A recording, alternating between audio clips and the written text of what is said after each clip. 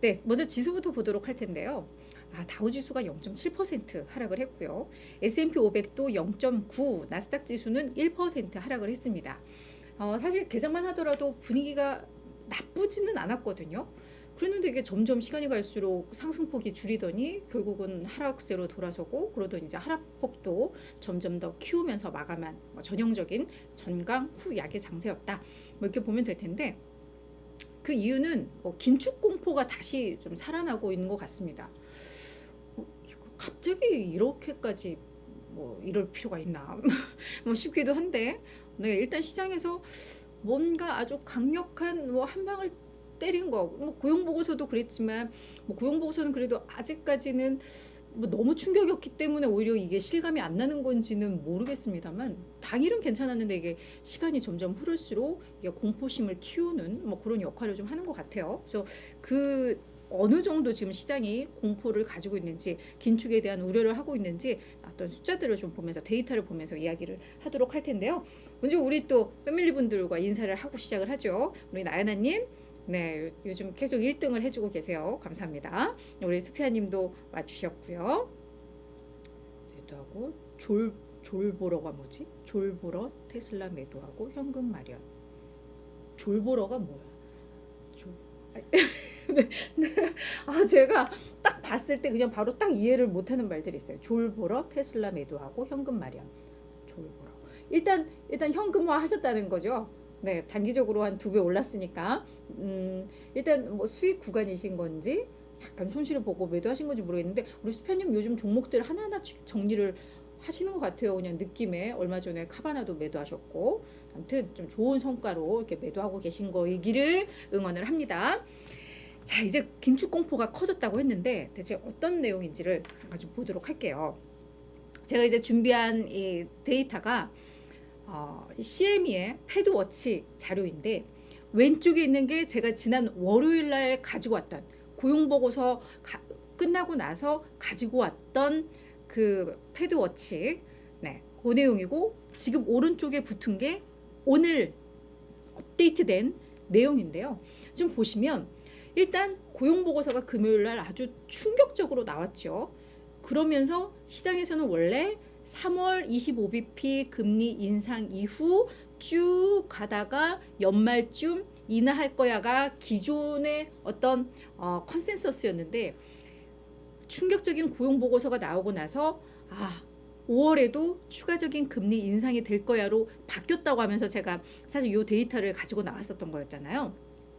그랬는데 지금 또 어떻게 바뀌었느냐 보시면, 지난 월요일자 봤던 것, 그러니까 이게 금요일 날 패드워치 최종 데이터인데, 그때만 하더라도 최상단의 금리를 보시면 지금 5.5%로 나오잖아요. 그런데 이게 6%대까지도 이제는 나오기 시작을 한 겁니다. 물론 여전히 그 대다수는 한 5.25, 5.5를 약간의 상단으로 보는 것은 맞아요. 그래서 이 부분도 조금 더 높아진 것도 맞는데, 하지만 이게 아주 극소수지만 5.75 가능성, 6%포인트 가능성으로 이제 많은 또 월가의 투자자들, 시장 참여자들이 그렇게 이제 베팅을 하는 투자자들이 나오기 시작했다라는 거거든요. 그래서 이 대목에 있어서 시장이 이제는 연준의 말을 믿기 시작했다라는 생각이 좀 듭니다.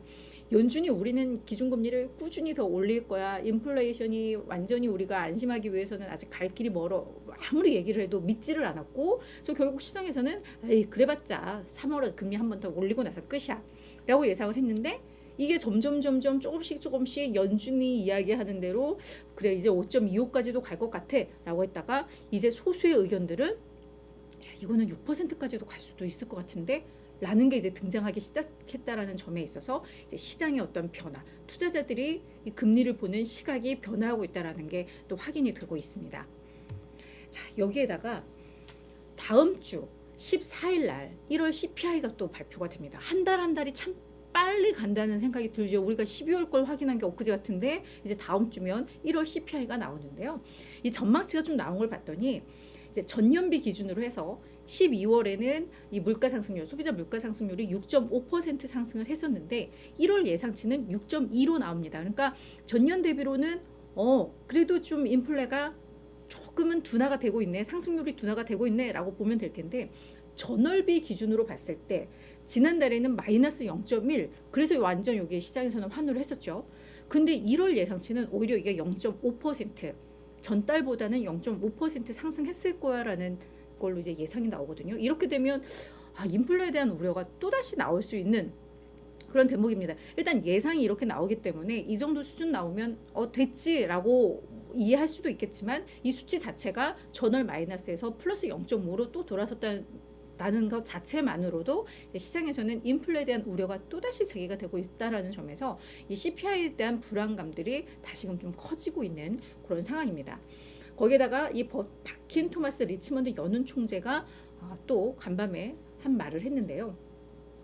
인플레 하락을 확신하기까지는 아직 좀 갈 길이 멀다라고 이야기를 하면서 노동시장은 여전히 강하고 최근 우리에게 안도감을 줬던 그 물가 지표, 이것은 특정 품목의 물가 하락, 그러니까 중고차 가격이 많이 하락했잖아요. 그러니까 일부 그 품목의 하락이 전체 평균을 낮추는 그 왜곡 현상이 있었던 것으로 판단이 된다라고 이야기를 했습니다. 그러니까 실제 인플레가 완전히 잡혔다라고 보려면 뭐 식품 가격이라던가 에너지 가격이라던가 주택 부문에 있어서 완벽하게 좀 하락하고 있는 추세가 나와야 되는데 아직 그거를 확인하지 못했다라는 게 요 바킨 토마스의 의견입니다. 여기에다가 뭐 이거는 뭐 신뢰도에 대해서는 잘 모르겠어요. 하지만 이 도미니크 드워 프리코라는 이 뉴욕 연은 출신의 지금은 이제 월가에서 시장 분석가로 활동을 하고 있는 사람인데 뭐라고 했냐면 테일러 준칙을 적용을 해서 우리들이 자체적으로 분석을 한 결과 연준이 인플레이션을 완전히 통제하려면 기준금리를 8%까지 올려야 한다라고 또 이 보고서를 좀 냈습니다. 멘트를 했습니다. 그래서 이런 부분들이 다 맞물리면서 지금 시장은 다시 한번 긴축 공포에 휩쓸리고 있는 뭐 그런 국면이다라고 좀 해석을 해볼 수가 있을 것 같아요.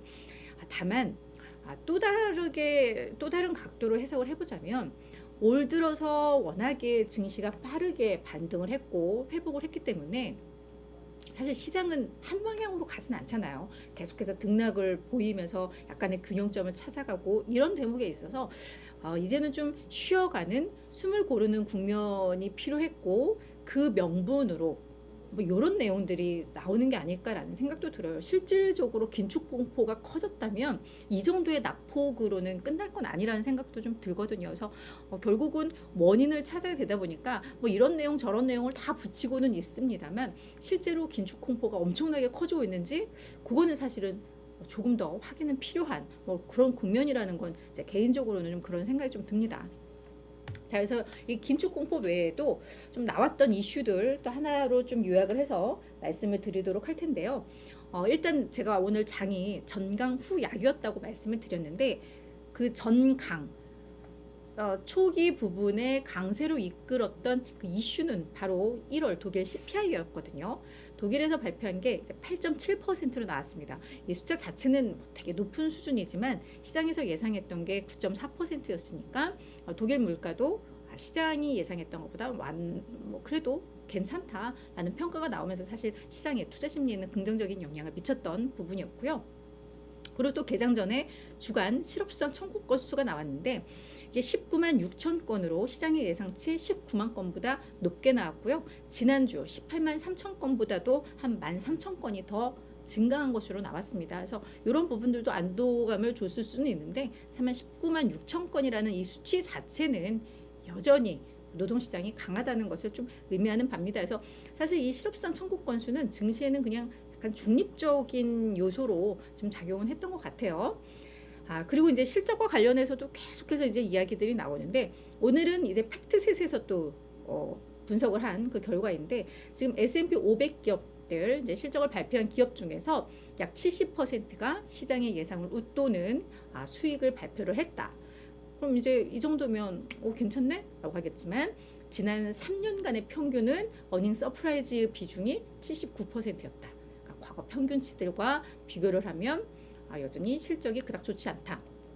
어제도 나왔었지만 워낙에 이미 애널리스트들이 눈높이를 낮춘 상태에서 서프라이즈가 나오는 것 그거로도 약간 평가절하할 수 있는 대목인데 그마저도 이제 3년 평균에 미달한다라고 생각을 한다면 기업들의 실적은 기존의 어떤 추세에 비해서는 조금씩 나빠지고 있다는 건 계속해서 이런 데이터들로 좀 나오고 있는 것 같습니다.